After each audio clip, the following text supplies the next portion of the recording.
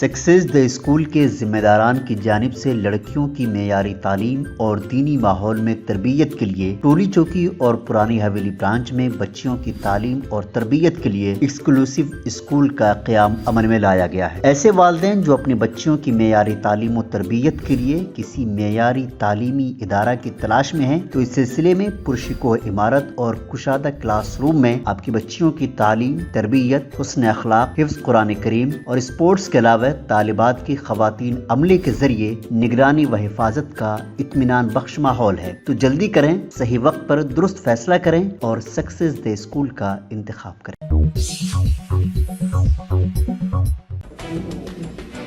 Samajwadi party रहनुमा मुख्तार अंसारी को हफ्ते को गाजीपुर के मोहम्मदाबाद यूसुफपुर में सुपुर्द खाक कर दिया गया।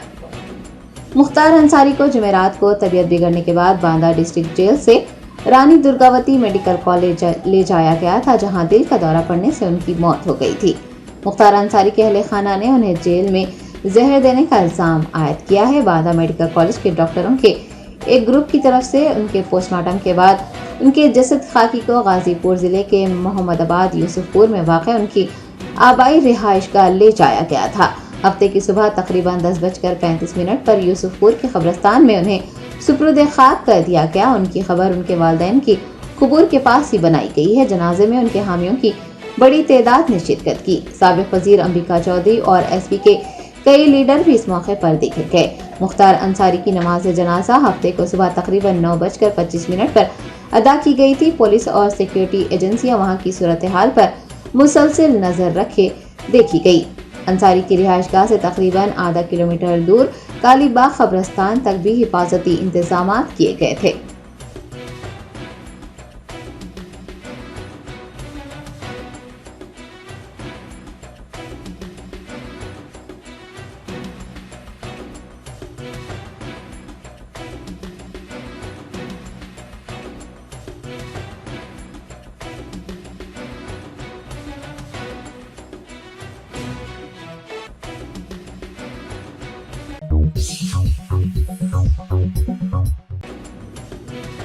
सदर जमहूरिया हिंद द्रौपदी मुर्मू ने साबिक वजीर आजम पीवी नरसिम्हा राव को भारत रत्न अवार्ड से नवाजा। पीवी नरसिम्हा राव के फर्जंद प्रभाकर राव ने अवार्ड वसूल किया।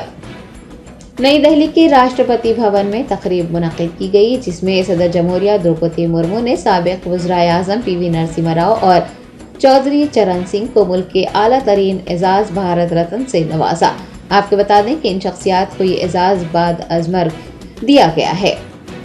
पीवी नरसिम्हा राव के फर्जंद पीवी प्रभाकर राव ने और चौधरी चरण सिंह के पोते जुनेद सिंह ने ये एजाज हासिल किया। इस मौके पर वजीर आजम नरेंद्र मोदी, वजीर दाखिला अमित शाह, राज्यसभा में अपोजिशन लीडर मल्लिकार्जुन खड़गे, कई मरकजी वज़रा और दीगर कायदीन मौजूद रहे। आपको ये भी बता दें कि मरकजी हुकूमत की जानिब से 2 साबिक वज़राए आज़म और बिहार के साबिक वज़ीर आला पूरी ठाकुर, अजीम ज़रई साइंसदान डॉक्टर MS स्वामीनाथन को भारत रत्न से नवाजा गया है।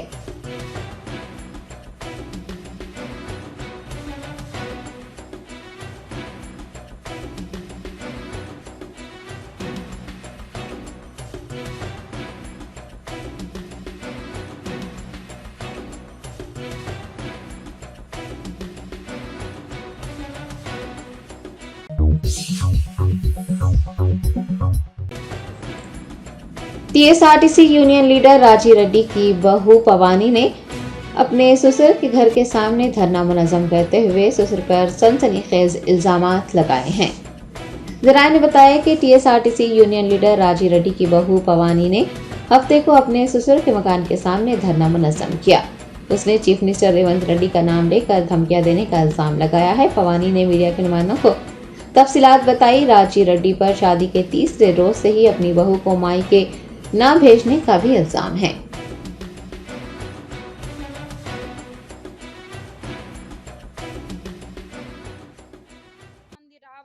సో ఖర్చులు గిచ్చులు చాలా అయినాయి సార్. మనకి పెళ్లి రోజు ఒక ఖర్చు వీళ్ళకి అయ్యింది అంటే ఎవ్రీ ఈవెంట్ సార్ మీరు ఒక మినీ పెళ్లి లాగా అయ్యింది సార్. ఏది అయినా కూడా అది లగ్గపత్రిక కావచ్చు, ఓడిబిఎం కావచ్చు, 100 మెంబర్స్ వస్తారు సార్. దేనికొచ్చినా వీళ్ళకి ఎవ్రీథింగ్ ఉండాలి, గ్రాండ్ గా జరగాలి. ప్రతి ఈవెంట్, ఎంగేజ్మెంట్ అయినా కూడా పెద్ద ఏసీ ఫంక్షన్ హాల్స్ పెట్టి చేయాలి వీళ్ళకి. ఇవన్నీ చేసి ఆఖరికి ఇప్పుడు గోల్డే ఒక 10 lakhs పైన ఉంటది కదా సార్, 15 తులాలు అంటే. వీటన్నిటికి ఇంత ఖర్చు పెట్టుకొని పోనీ కనీసం తర్వాత అయినా మరి మనం కోర్టులో చూసుకుందాం అయ్యా. ఏదైనా ఇష్యూ ఉంటే నా గోల్డ్ నా మొఖాన కొడితే ఫస్ట్ నేను వెళ్ళి తెచ్చుకున్నా, కొన్ని బాకీలైనా కట్టుకుంటా కదా అంటే, ఇవ్వను ఏం చేసుకుంటావో చేసుకోపో అని అంటుండు సార్. సిఐ సార్ నిన్న సిఐ సార్ కాల్ చేసిరంట సార్ ఆయనకి. ఏందయ్యా అమ్మాయి వచ్చి బాధపడుతుంది, తన గోల్డ్ అంటే తనకి అని అంటే, నాకు రేవంత్ రెడ్డి తెలుసు, నాది రిటైర్మెంట్ ఉంది, నాకు రేవంత్ రెడ్డి వస్తాడు, ఆయన వస్తాడు, ఈయన వస్తాడు అని ఆయనను బెదిరియడానికి ట్రై చేస్తుండంట సార్. సార్ ఏంది సార్, రేవంత్ రెడ్డి గారు ఎందుకు సార్ మధ్యలోకి వస్తుండు ప్రతిసారి? ఆయన వచ్చి ఏం చేస్తుర్రు సార్? అదే ఆయనను ఎందుకు వీళ్ళు యూజ్ చేసుకుంటుర్రు అంటే, ఇప్పుడు ఎమ్మెల్యేలు ఎంపీలు పేర్లు చెప్పి మమ్మల్ని భయపెట్టేసి ఆడపిల్లకి అన్యాయం చేస్తా అంటే వాళ్ళు కూడా ఊరుకుంటారా సార్? మరి ఇప్పుడు వాళ్ళకి ఎంత కనెక్షన్స్ ఉన్నాయో మనకు కూడా చూపించాలి కదా సార్.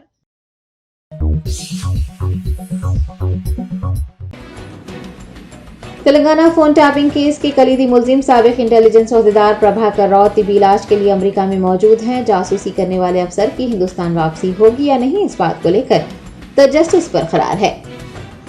हैदराबाद पुलिस ने तेलंगाना फोन टैपिंग केस में टास्क फोर्स के साबिक डिप्टी कमिश्नर ऑफ पुलिस और ओएसडी राधा किशन राव को गिरफ्तार किया है। राधा किशन वो ही कलीदी मुलजिम हैं जिन्होंने अहदाफ को मुकर्रर किया था। मुबैना टैपिंग के हवाले से 10 घंटे से ज्यादा वक्त तक उनसे पूछ किए जाने का इंकशाफ हुआ है। आपको ये भी बता दें कि पुलिस ने जासूस DSP Praneet Rao, additional SP Bhujang Rao और तिरुपतन्ना की गिरफ्तारी भी अमल में लाई है। एक और कलीदी मुलजिम साबिक इंटेलिजेंस ओहदेदार प्रभाकर राव आईपीएस तिबी इलाज के लिए अमेरिका में मौजूद हैं।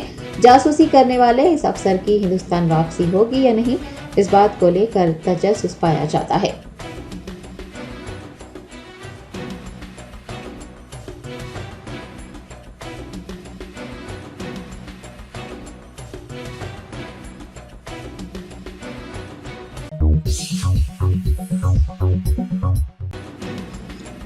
बांसवाड़ा के बीआरएस एमएलए पोचारम श्रीनिवास रेड्डी का कहना है कि कुछ लीडरों के बीआरएस को छोड़ जाने से पार्टी का कोई नुकसान नहीं हो रहा है।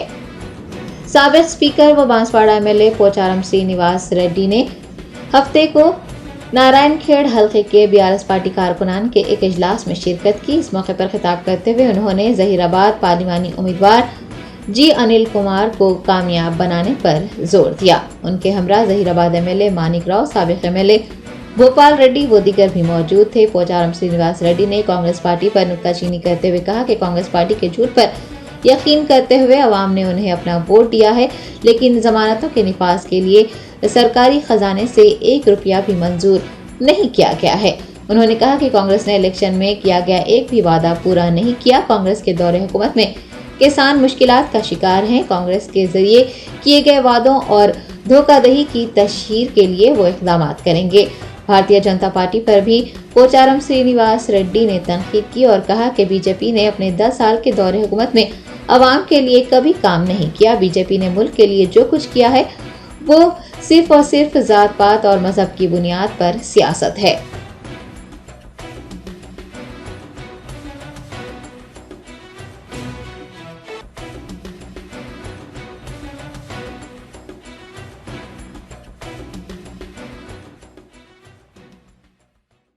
ఒక్కటి అడుగుతున్నాను రేవంత్ రెడ్డి గారికి, మీరు పరిపాలించండి కానీ ప్రజలకు మోసం చేయకండి. రైతు బంధు ఇస్తామన్నాడు 15,000 ఇచ్చిండా? రుణమాఫీ చేస్తామన్నాడు చేసిండా? 24 గంటల కరెంట్ ఇస్తానని ఇస్తుండా? కౌలు రైతులకు 15,000 రూపాయలు ఎకరానికి ఇస్తానని ఇచ్చిండా? రైతు కూలీలకు 12,000 ఇస్తానని ఇచ్చిండా? కళ్యాణ లక్ష్మితో పాటు తులం బంగారం ఇస్తామని ఇచ్చిండా? 18 ఏళ్ళు దాటినటువంటి ఆడబిడ్డలకు 2,500 నెలకి ఇస్తానని ఇచ్చిండా? 2,000 పెన్షన్ 4,000 ఇస్తానని ఇచ్చిండా? మద్దతు ధర కంటే 500 లెక్క బోనస్ ఇస్తానని ఇచ్చిండా? మరి ఏమి ఇయ్యనోనికి మనం ఏం చేద్దాం? ఇయ్యాలా మనం కూడా వాటి చేసి చూపాలి కదా. ఆయన ఏ నిబంధనకి మన జవాబు ఏముండాలి? ఓట్లతోటి దిమ్మ తిరగట్టు ఉండాలి. ప్రజలను మోసం చేసి అబద్ధాలు చెప్పేవాడికి దిమ్మ తిరగట్టు ఉండాలి మన రిజల్ట్.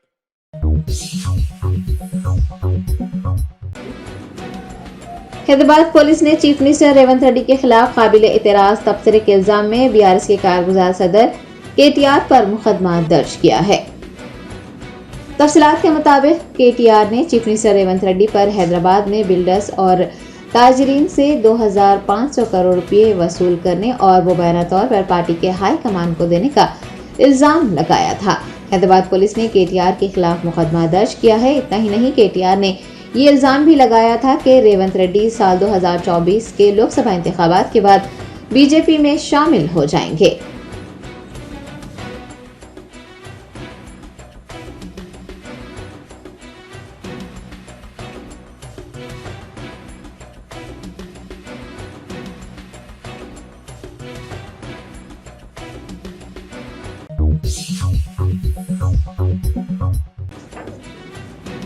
कांग्रेस पार्टी के एमएलए अडलूरी लक्ष्मण कुमार ने धर्मारा मंडल में लोगों को आपाशी और पीने का पानी मुहैया करने के लिए पाइपलाइन एयरवॉल को खोल दिया। आबी किल्लत से परेशान अवाम, खासतौर पर किसानों ने राहत की सांस ली। तफसीलात के मुताबिक आपाशी के लिए पानी न मिलने से किसान एहतजाज कर रहे थे। एमएलए अडलूरी लक्ष्मण कुमार ने धर्मारा मंडल में बाई रेड्डी गांव में पाइपलाइन एयरवॉल खोल दिया। पानी की किल्लत से परेशान अफराद को मेदारम रिजर्वायर से एलम वैली पाइपलाइन के जरिए पीने और आपाशी का पानी फराहम किया जाएगा।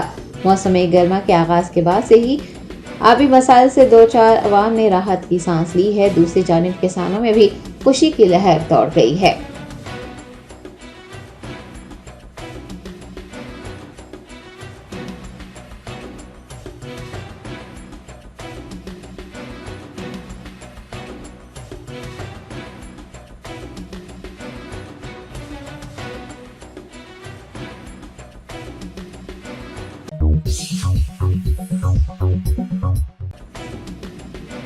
ऑल इंडिया कांग्रेस कमेटी ने भारत राष्ट्र समिति से कांग्रेस में शामिल होने वाले दानम नागेंद्र को एमएलए के ओहदे से मुस्तफी होने पर ही उन्हें एमपी टिकट देने का फैसला किया है। बीआरएस क़यादत को नाराज करते हुए कांग्रेस में शामिल होने वाले खैरताबाद एमएलए दानम नागेंद्र मुश्किल में पड़ गए हैं। जराये से पता चला है कि कांग्रेस क़यादत उनसे नाराज हैं और एआईसीसी ने ये वाज़ेह किया है कि दानम नागेंद्र को एमपी टिकट उसी सूरत में दिया जाएगा जब वो एमएलए के ओहदे से इस्तीफा दे देंगे। कांग्रेस क़यादत के सिकंदराबाद एमपी उम्मीदवार को तब्दील करने की भी इतलात मिल रही हैं और एमपी उम्मीदवार के तौर पर बोंतु राम मोहन को मुंतखब किए जाने का भी इम्कान है।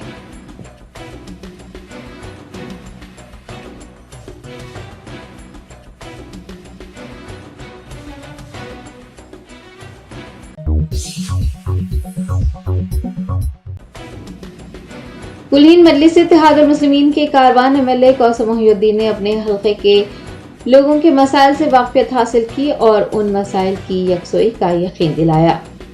वैसे असदुद्दीन ओवैसी सदर कुलीन मजलिस इत्तेहादुल मुस्लिमीन की हिदायत पर कारवान एमएलए कौसम मोहिउद्दीन ने हफ्ते को मिराज कॉलोनी में वाक़ पार्टी के दफ्तर में अवामुन्नास से मुलाकात की और उनके मसाइल सुने। उन्होंने अवाम को मुताल्लिक़ा अहदेदारों से बात करते हुए उनके मसाइल की यकसोई करने का यकीन दिलाया। पार्टी के सीनियर लीडर्स व दीगर इस मौके पर मौजूद थे।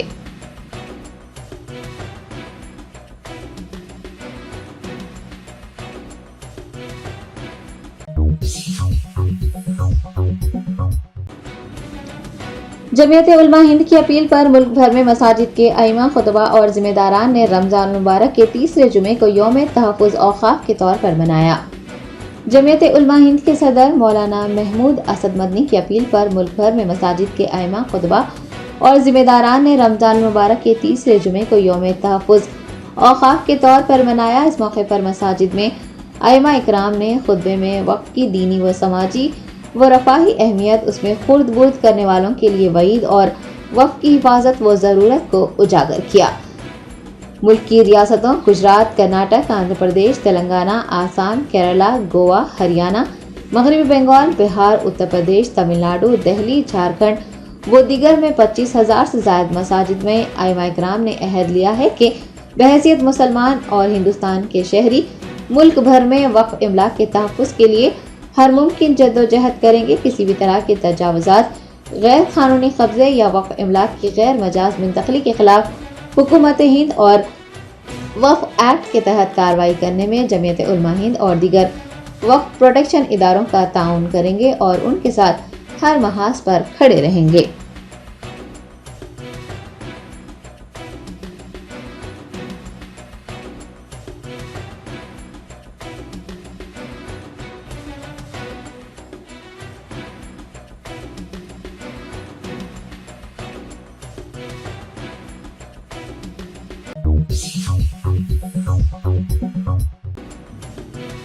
चंद्रानगुट्टा पुलिस ने लोकसभा इंतखाबात के इनेकाद को शफाफ और पुरअमन बनाने, शहर में अमन अमान को बरकरार रखने और शहरियान में तहफ़्फ़ुज़ का एहसास पैदा करने के लिए फ्लैग मार्च का इनेकाद किया।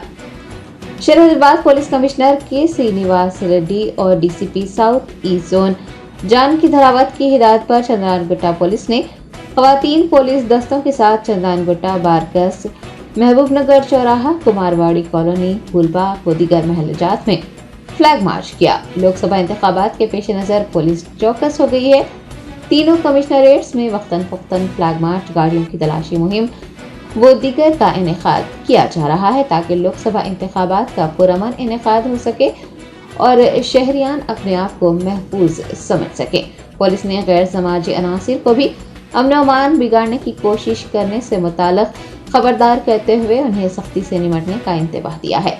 फ्लैग मार्च में पैरामिलिट्री फोर्सेस की 91 कंपनियों, डीआई सत्यनारायणा, एसआई पोचैया के अलावा चंद्रानगुट्टा पुलिस स्टेशन से वाबस्ता तमाम एहलकारों ने हिस्सा लिया।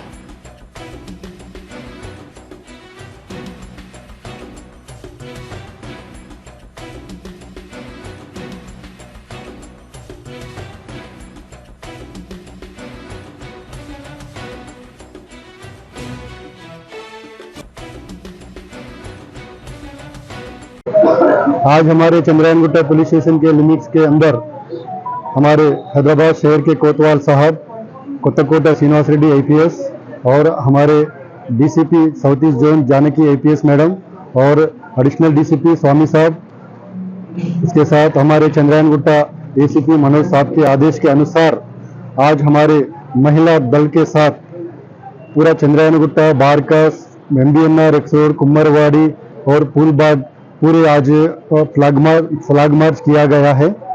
फ्लैग मार्च का मकसद ये था कि आने वाले जो लोकसभा इलेक्शन को ध्यान में रखते हुए हमारे जनता को गंगा, जमुना और तहजीब की याद दिलाते हुए शांति और अमन कायम करने के लिए और जो भी जनता को शांति और सुरक्षा का भरोसा देते हुए fair and free election conduct करने का इसका मकसद था। तो कौन हिस्सा लिए इनके ऑफिसर से? ये फ्लैग मार्च में तकरीबन 91 company of women force, paramilitary, central paramilitary force, हमारे डीआई साहब सत्यनारायणा, एसआई पोचैया, श्रीनिवास, मल्लेश और हमारे पूरे चंद्रानगुट्टा पुलिस स्टेशन के स्टाफ पूरे इसमें शामिल थे।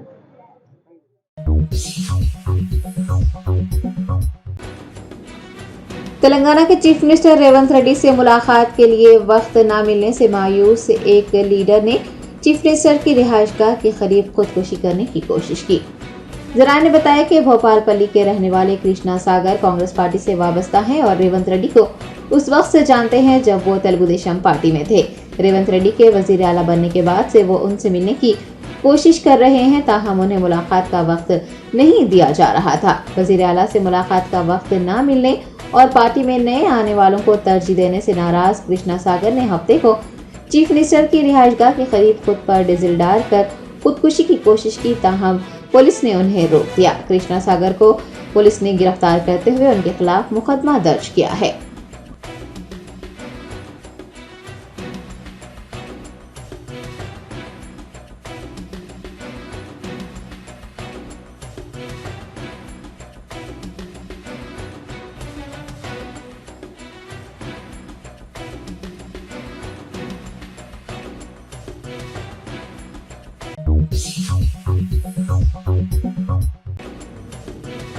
जगतियाल जिले में आपाशी के लिए पानी मैसर न आने से परेशान किसानों ने रास्ता रोक व एहतजाज मुनज़्ज़म किया।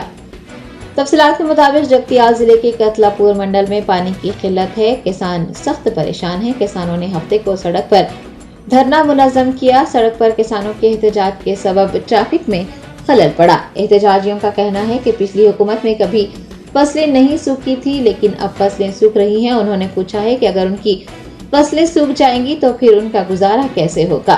अवामी हुक्मरानी के दावे करने वाले कायदीन पर भी बरहमी जताते हुए किसानों ने पूछा है कि क्या यही अवामी हुक्मरानी है।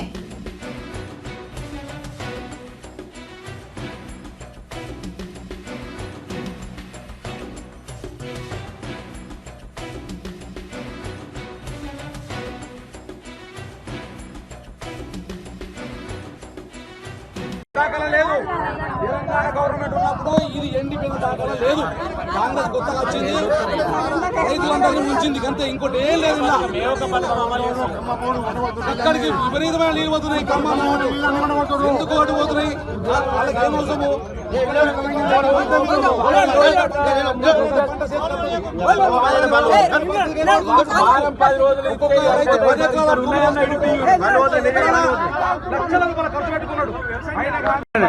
ఒక్కొక్క రైతు 10 ఎకరాల గవర్నమెంట్ తెలంగాణ గవర్నమెంట్ ఉన్నప్పుడు ఇప్పుడు మేము ఏ గవర్నమెంట్ తప్పడతలేము.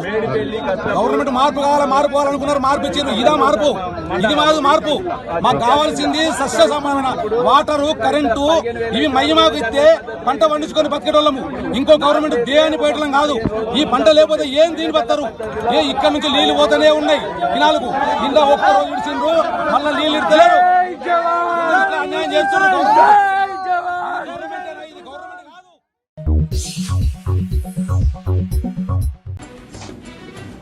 ये दादरी भोंगीर जिले के संस्था नारायणपुरम मंडल के किसान पानी के टैंकर खरीदकर अपने खेतों को सैराब कर रहे हैं।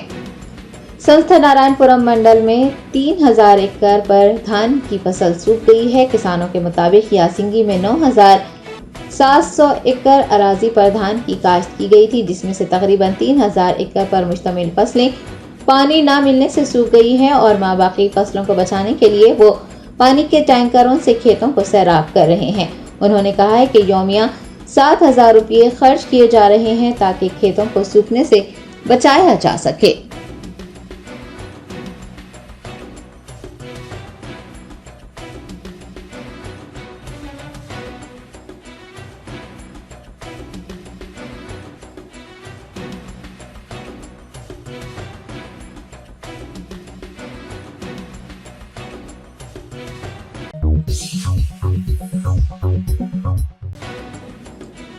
महकमे इज़दाद रिश्वत सतानी के अहदेदारों ने 10,000 रुपये रिश्वत तलब करने और रिश्वत कबूल करने वाले पुलिस अफसर को गिरफ्तार कर लिया है।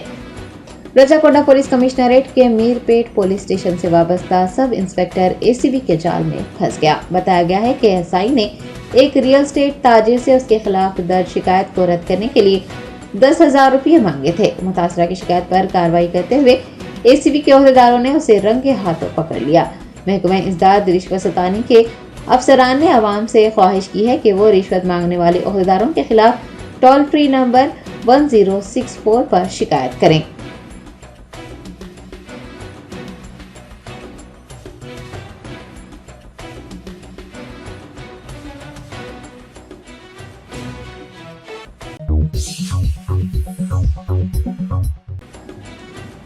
विकाराबाद जिले के तांडूर में एक आरएमपी डॉक्टर ने उसके मातहत काम करने वाली नर्स की अस्मत दरी की।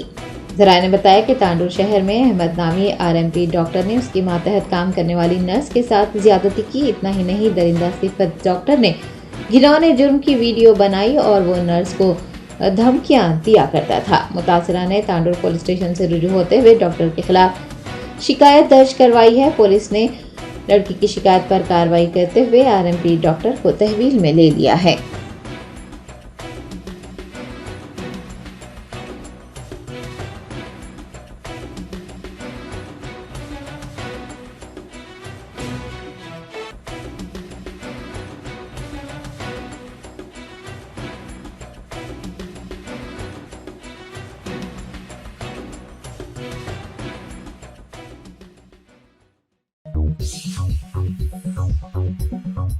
Germanton super speciality hospital, doctor Mir Jawad Jar Khan, senior experienced orthopaedic surgeon, bone fracture, joint replacement, hip replacement और स्पाइन सर्जरी कामयाबी से अंजाम दे रहे हैं। इसके अलावा neuro surgery, cardiology, gynaecology, dental, general medicine, dialysis और फिजियोथेरेपी जैसे शोबाजात में इंतहाई कामयाबी के साथ वाजबी फीस में इलाज किया जा रहा है। शेयरिंग और प्राइवेट रूम्स। अस्पताल में 24 घंटे MRI, CT scan, 2D digital x-ray, ultrasound, operation theatre, ICU और लैब की सहूलत दस्तयाब है। आपकी उम्मीदों के ऐन मुताबिक Germanton super speciality hospital, pillar number 150, Attapur, Hyderabad.